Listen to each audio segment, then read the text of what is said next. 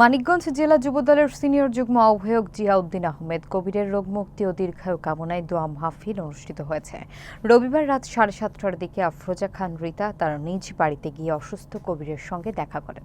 বিস্তারিত দেখুন মোবারক হোসেনের প্রতিবেদনে। এ সময় তিনি মাথায় হাত রেখে দোয়া করেন এবং বলেন আল্লাহ যেন তাকে দীর্ঘায়ু ও পূর্ণ সুস্থতা দান করেন, যাতে তিনি দ্রুত রাজনীতিতে সক্রিয় হয়ে ফিরতে পারেন। যুবনেতা আব্দুল আহাদ লিটন, মেহেদী হাসান, আব্দুস সালাম, লুৎফর রহমান, তোফাজ্জল হোসেন তপু, ইউনুস খান, আজগর আলী, শাহাদাত হোসেন, বজলুর রশিদ, মোহাম্মদ রাসেল ইসলাম, আনোয়ার হোসেন, সুজন রানা ও মানিকগঞ্জ জেলা জাসাসের যুগ্ম আহ্বায়ক মঞ্জুরুল আলম পালু উপস্থিত ছিলেন। পরে জিয়াউদ্দিন আহমেদ কবিরের নিজ অফিসে স্থানীয় নেতাকর্মীদের উদ্যোগে মসজিদের ইমাম এবং হুজুরের নেতৃত্বে দোয়া মাহফিল অনুষ্ঠিত হয়।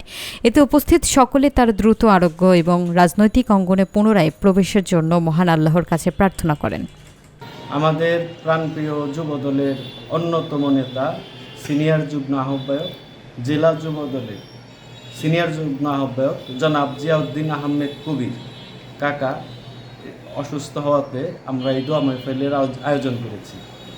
এখানে আমাদের মূল উদ্দেশ্যই কাকার সুস্থতা কামনা এবং দ্রুত আরোগ্য হয়ে আমাদের মাঝে ফিরে আসুক। এই জন্য আমরা সবাই যুবদলের যারা আছি, কর্মীরা আছি, সবাই মিলে দোয়া করি আল্লাহর কাছে। রীতা আপা যে আমাদের আহ্বায়ক, জেলা বিএনপির আহ্বায়ক রীতা আপা, উনিও সবসময় আমাদের নেতার খোঁজখবর রাখতেছেন। আমরা এই জন্যই আমরা আয়োজনটা করেছি।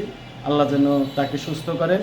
আমাদের সমস্ত যত নেতাকর্মী আছে রাজনীতির ঊর্ধ্বে থেকে আপনার সব রাজনীতিতে থাকবেই, এদিক সেদিক থাকে। তারপর আমরা চাই আমাদের কাকা যেন সুস্থ হয়ে আবার আমাদের মাঝে ফিরে আসুক। এই জন্যই আমাদের এই দোয়া মাহফিলের আয়োজন।